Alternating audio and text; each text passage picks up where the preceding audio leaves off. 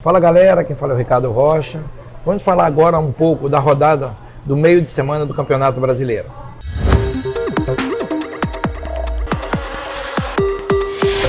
Bom, vamos falar agora do Grêmio e Bahia, né? Grêmio e Bahia. O Grêmio hoje é o sexto colocado com 41 pontos, o Bahia é o oitavo com 38, muito colado, né? Muito colado. O Grêmio vem de belas vitórias, vem num crescente dentro da competição. Por quê? Porque Renato sabe que é fundamental se manter bem também no Campeonato Brasileiro. Até porque tem uma decisão, né, com o Flamengo. O Grêmio tem um grande time e pode sim passar do Flamengo, por que não? Pelo belo time que tem, mas também pode perder, né, esse jogo, joga no Rio contra o Flamengo e precisa somar pontos no Campeonato Brasileiro. O Grêmio há muitos anos vem jogando na Libertadores e ele não quer sair, então ele está lutando pelas duas competições. Ele sabe da dificuldade que vai encontrar com o Flamengo, fora isso ainda tem uma final com o River ou com o Boca, então ele está de olho sim no Campeonato Brasileiro. O Grêmio vem de grandes vitórias, né? O Grêmio vem numa ascensão muito boa, jogadores que vinham machucados, né? Vem de uma bela vitória diante do Atlético Mineiro, 4-1, belo jogo, né? Engolindo o Atlético Mineiro, né? Isso é muito bom para o Grêmio. Eu acho que o Grêmio tem que se manter forte, joga em casa com o apoio da sua torcida, né? Mas há uma semana de decidir, né, a sua vida na Libertadores. Daqui a uma semana ele joga com o Flamengo aqui no Maracanã. Mas mesmo assim, Renato, a princípio, não quer poupar ninguém e ele está certo. Eu acho que não tem que poupar, eu acho que tem que botar o maior de jogadores possíveis, de considerados titulares. Né? E o Bahia vem numa sequência de 3 derrotas. Né? O Bahia não vem bem, deu uma queda, né? Mas o Roger é um treinador inteligente, jovem, né? Conhece bem o time do Bahia. O Bahia, claro, para mim uma das sensações do Campeonato Brasileiro. Eu acho que tem tudo para terminar bem e também lutar, né? Se você pegar a pontuação do Bahia, ele tem 38 pontos. Por que não? Se ele ganhar do Grêmio, ele vai 41, ele iguala o Grêmio.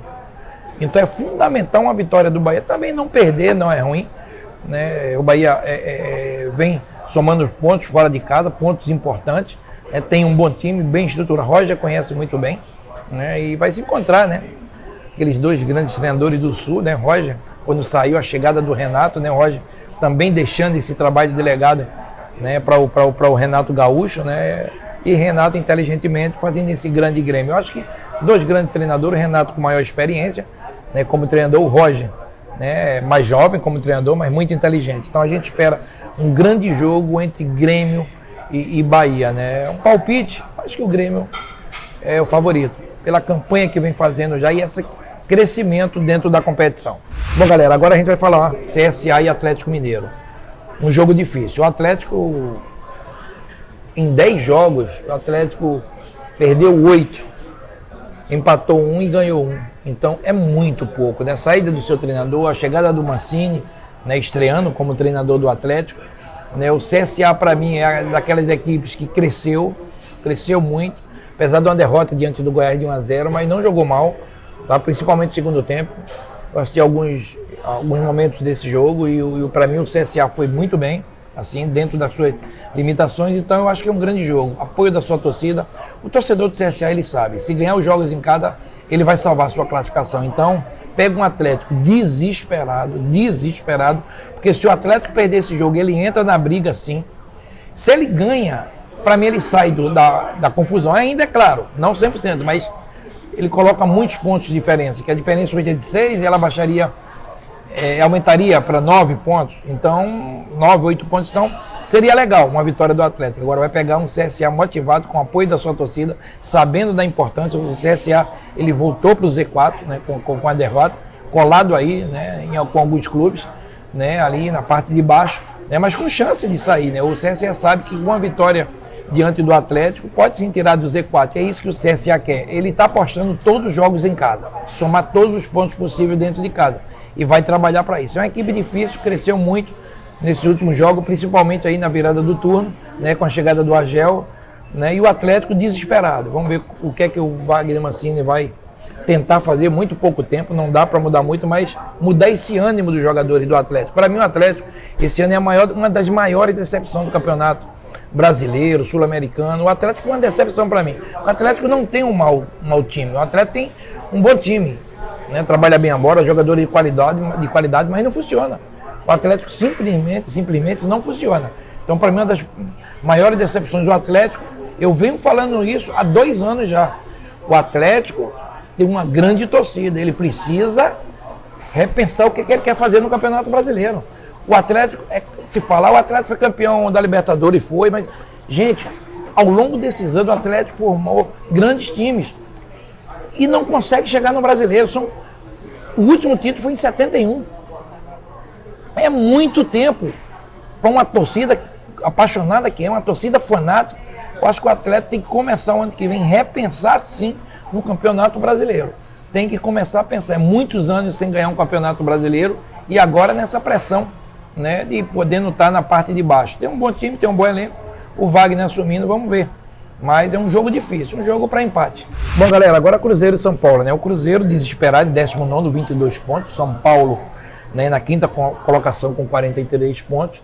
Né? Meio desesperador para o Cruzeiro. O Cruzeiro está desesperado. Problemas vêm acontecendo dentro do Cruzeiro. Algumas declarações de alguns jogadores, né? Jogadores fortes do elenco, achando que não, a gente tem elenco, mas vai sair dessa e não está saindo. Eu acho que está na hora de recuar, meu. Pouca entrevista e trabalhar mais dentro de campo. Né? Eu acho que todos, o Abel é um treinador experiente, o Abel precisa contornar esse vestiário. Né? Eu vi várias entrevistas que depois do jogo da Chapecoense, muitos jogadores choraram dentro do vestiário, alguns jogadores, então é um time maduro, tem que segurar essa peteca. É um momento difícil, dificílimo.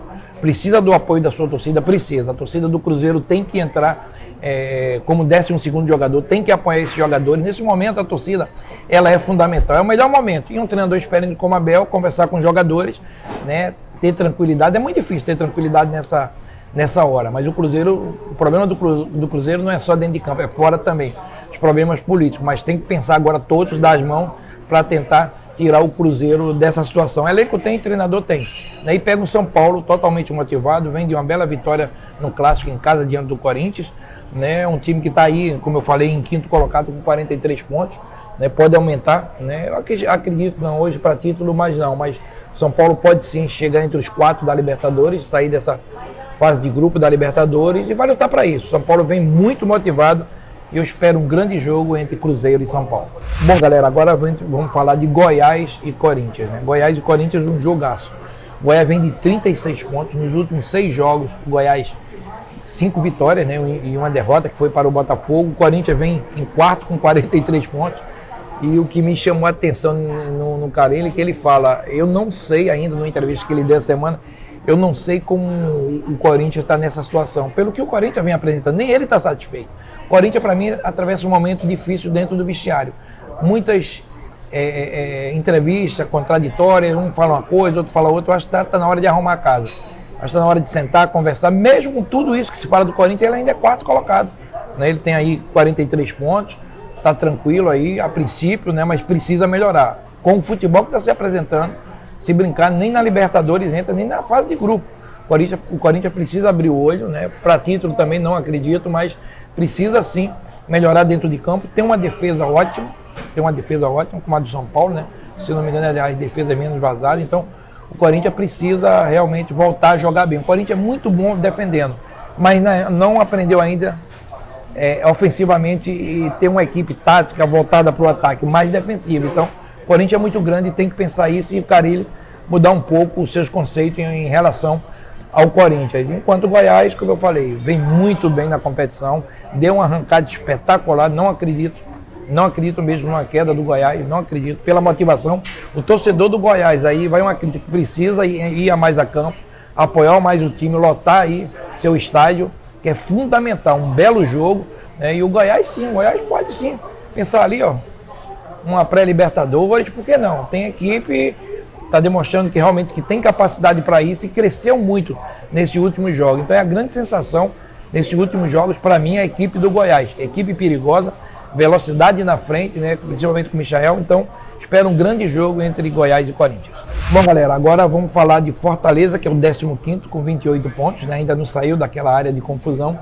E o grande líder da competição, para mim o grande favorito desse campeonato brasileiro, que é o Flamengo. O Flamengo vem de alguns desfalques, né, importantes, né, jogadores machucados, lesionados, cirurgias, mas o Flamengo é muito forte. Eu sempre falo que o grande sucesso de um time, às vezes não é só o jogador, é a parte tática, técnica. É boa a técnica, mas a tática de como funciona uma equipe sem alguns jogadores. E o treinador Jesus, Jorge Jesus, ele, pelo menos jogos que eu vi com alguns desfalques, alguns jogadores foram para a seleção, no caso de Gabigol, Rodrigo Caio, se manteve da mesma maneira.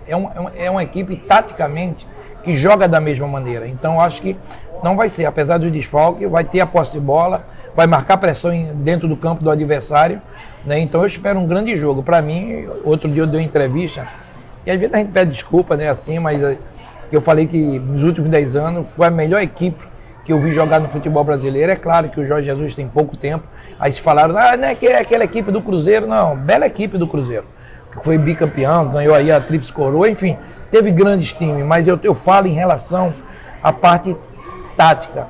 Mesmo o Cruzeiro com aquele belo time, com vitórias, com gols, eu acho que taticamente essa equipe de Jesus, ela se assemelha muito ao futebol europeu, né? Não esquecendo a qualidade técnica do jogador brasileiro, mas a pressão que faz em cima da bola. Eu nunca vi isso em 10 anos em nenhum time do Brasil. Então esse é só o meu comentário em relação à equipe do Flamengo, que é toda hora, constantemente está pressionando, né? 2, 3 jogadores em cima da bola, principalmente na frente. A sua defesa praticamente joga quase no seu meio campo, quando eles saem para atacar. Então no Brasil ainda você vê muito espaço. Eles não, eles são muito compactos na saída de bola. Então eu acho que esse é o grande mérito do Flamengo. O Flamengo, para mim, é o grande favorito para esse jogo. Pode acontecer uma vitória do Fortaleza? Pode. Rogério Ceni voltou muito bem. O Fortaleza vem de uma derrota diante do Vasco, não jogou mal, tá? Não jogou mal, tem um bom time. Tem velocidade também na frente, tem alguns desfalques, né, que o Rogério vai ter, mas o Rogério conhece muito bem a equipe do Fortaleza, conhece bem o que vai encontrar diante do Flamengo e pode ter certeza, vai colocar muita gente naquele estádio, né? A torcida do Flamengo vai lotar, né? O estádio também do Fortaleza, então a gente espera um grande jogo entre Fortaleza, e o Fortaleza precisa ganhar para sair dessa 28 pontos, ainda é um pouco incômodo, né? Mas mesmo com a derrota não chega no Z4, mas é bom uma vitória para tentar afastar, mas eu acho que o Flamengo é o grande favorito. O grande favorito não quer dizer que vai ganhar. Pelo que o Flamengo está jogando, eu acho que o Flamengo é o grande favorito para esse jogo, né? E ficar, né, na primeira colocação, ainda, independente de derrota, vai ficar, mas o Flamengo quer manter essa gordura de 8 pontos. Então, um grande jogo a gente espera entre Fortaleza e Flamengo. Bom, galera, para terminar a rodada desse meio de semana, a gente vai falar sobre Vasco, né, e Botafogo. O Vasco tem 31 pontos, né, 12º, Botafogo com 30, né, o 13º coladíssimo ali, né, praticamente, né, e tanto o Vasco e o Botafogo sabe que uma vitória será importante para sair, como o Vanderlei fala, dessa zona da confusão, né. O Vasco é um time que dentro da sua casa tem o apoio da sua torcida, vem de uma boa vitória diante do Fortaleza, né, 1-0, gol do Pikachu de pênalti, né, mas o Vasco tem uma equipe muito bem armada, o Vanderlei arma muito bem essa equipe, né, o Vanderlei conhece muito bem essa equipe do Vasco. Eu acho que o Vasco ainda é uma exigência do torcedor do Vasco, mas sabe que esse ano, como o Vanderlei falou, não dá para pensar muita coisa. Eu acho que o primeiro é sair dessa zona de confusão, que ainda está um pouquinho ali, 30 pontos, o Botafogo com 30, Vasco com 31, Botafogo com 30, mas são duas equipes que estão muito juntas. A vitória do Vasco, né, aumenta um pouco essa distância do Botafogo e das outras equipes, né? Então o Vasco vai para cima, o Vasco tem uma maneira de jogar forte, velocidade também na frente, uma defesa que marca muito bem, e a gente espera um grande jogo entre Vasco e Botafogo. O Botafogo é um time que perdeu alguns jogadores, principalmente da frente, mas não repõe ninguém. O Botafogo não tem, né, reposição, né? O Botafogo vai estrear o seu treinador, que é o Valentim, né, o treinador do Botafogo, que conhece muito bem a casa e sabe das dificuldades. Não dá para esperar muito do Botafogo, uma equipe ofensiva, uma equipe que vai ter, né, muito tempo com a posse de bola. É um bom time também que marca muito bem. Eu acho que o Botafogo faz uma boa campanha dentro do que se tem, o elenco que se tem. O Botafogo faz uma boa campanha, então qualquer resultado que não seja a derrota seria muito bom para o Botafogo, um empate ou até mesmo uma vitória, por que não? O Botafogo tem elenco para isso. Eu digo que não é o pior elenco do futebol brasileiro, não é. Se o Botafogo e o Vasco, essas duas equipes tivessem umas 3, 4 contratações de qualidade, com o que se tem, estava lutando aí para Libertadores, sim. Estava lutando, sim. Porque não tem mau time. Agora, é claro, às vezes falta qualidade. Tanto o Botafogo como o Vasco. Ofensivamente, jogadores no meio campo com mais qualidade para se criar. Então, essa é a grande dificuldade. Não só deles dois, de muitas equipes do futebol brasileiro. Mas eu acho que, no geral, a pontuação é isso mesmo, é o que se pode esperar, né? E quem ganhar vai dar um salto muito bom, né, para sair dessa zona de confusão, mas é um jogo para empate entre Vasco e Botafogo.